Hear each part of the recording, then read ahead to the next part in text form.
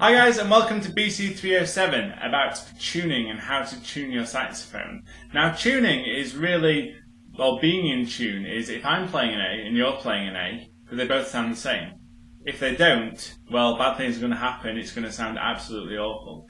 Now, I'm not a big believer in buying loads and loads of fancy equipment and getting, spending all your money on equipment. I think you should spend money on lessons, if anything. If you're going to spend invest any money into playing saxophone, you should get a good sax, a good mouthpiece, lessons. That's really all you need. You don't really need anything else. But one thing that is absolutely critical, the one piece of extra equipment that I think you should buy is a chromatic tuner. It looks like this. Oops, let's get it level. You can get loads of different brands. Korg do a really good one. This is called the Seco. I call it my Psycho tuner. A bit strange. I've dropped it that many times that it doesn't really work anymore. I should really buy a new one. But there you go. This will actually tell you if you're playing in tune or not. Literally. So if I'm playing, say, a G, it'll tell me if I'm playing in tune. And that's as accurate as it's going to get for you, really. Playing with that, that'll tell you bang on. It'll also tell you if you're a little bit sharp, so if the reed's vibrating too quickly, or if you're a little bit flat. Now that's quite useful because it tells you if you're actually squeezing your jaw together too tightly, your bottom lip. Often, your embouchure can sort of change. You remember the exercise in sort of one of the first lessons I did, whereas I got you to play on the mouthpiece alone. And if you do this, the pitch that we always say you should be aiming for is actually an A on the piano. Sounds like this. So if you're relaxed enough, the perfect saxophone embouchure through your mouthpiece is that A right there.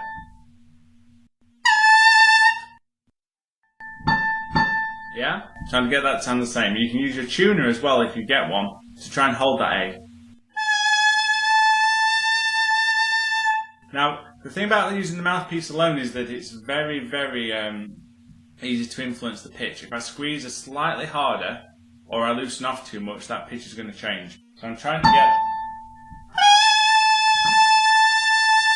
to get those notes sounding the same. If I loosen off,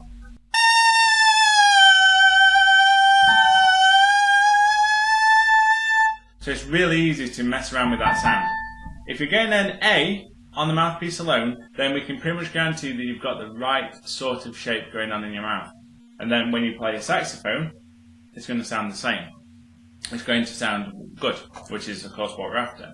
So what we're going to do is play the note F sharp, 1, 2, 3, and that note there, and your second finger of your right hand. Now what I want to try and play is an A.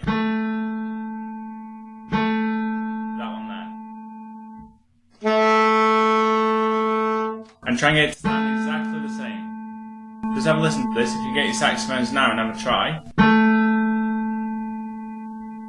Use your ears. The first way to influence your tuning is listen to this note,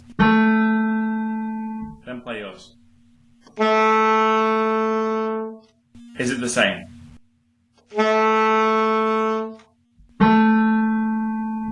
Now you try. Is yours the same?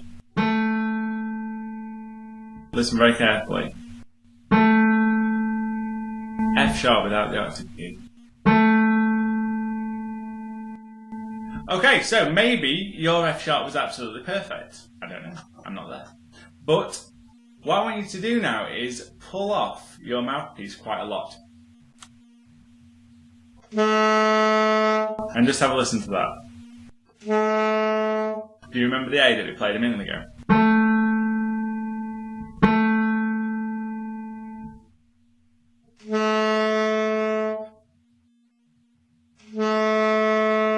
Now my mouth is exactly the same. All I've done is I've altered the distance or the length of the tube of my saxophone. What I've done is I've pulled out my mouthpiece with this. So here's the tube at a set length. I put my mouthpiece on the end.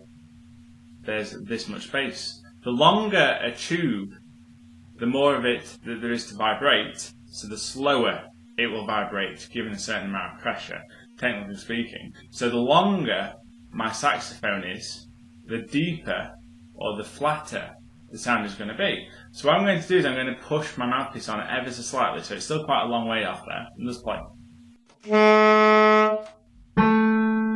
Now, if you try that now, with your mouthpiece almost at the end of your crook here, at the end of the cork, you should hear that your F sharp is a lot lower than this one. Can you hear that?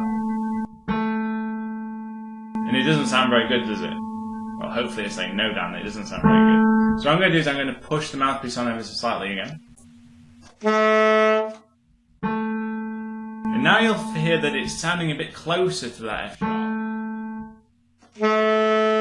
But it's still flat, and if you use your tuner, you'll be able to see that as well. I need the third hand, and then I'll be able to show you that. I'm going to push my mouthpiece on a little bit more. Have a listen to that A.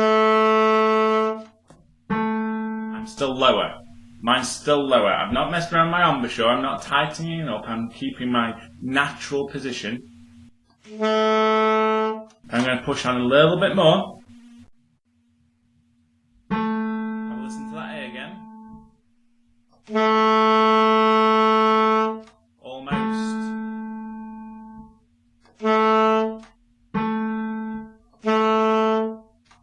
In fact, that's pretty bang on. So in order to tune my saxophone, if I'm using my ears to tune, and I think, well, the question, you always have to ask yourself the stupid question, am I higher or lower than the other person that I'm playing with? It's a bit like playing by ear, you know, when you're working out a tune. One note is that. Am I playing a higher note or a lower note? So, when you hear that, when you hear the note that you want to play in tune with, am I higher or lower? If you're too high, then you need to make your tube longer. If you're too low, then well, you need to make your saxophone tube shorter. So I pull out a little bit to make the saxophone tube longer, and I push the mouthpiece on a little bit to make it shorter.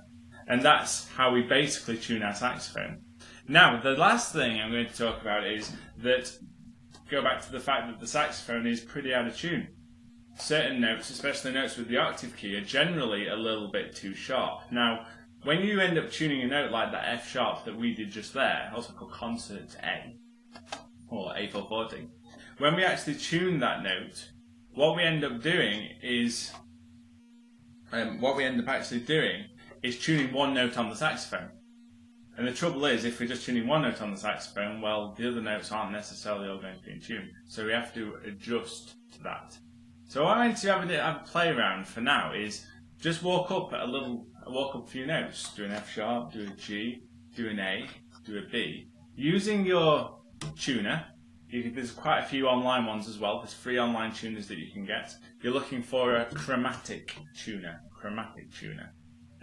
Don't worry about the note that it says you're playing, because some of them are in C or in E flat or in D flat. You can alter them, but don't worry about that. Just literally, is the note you're playing in tune?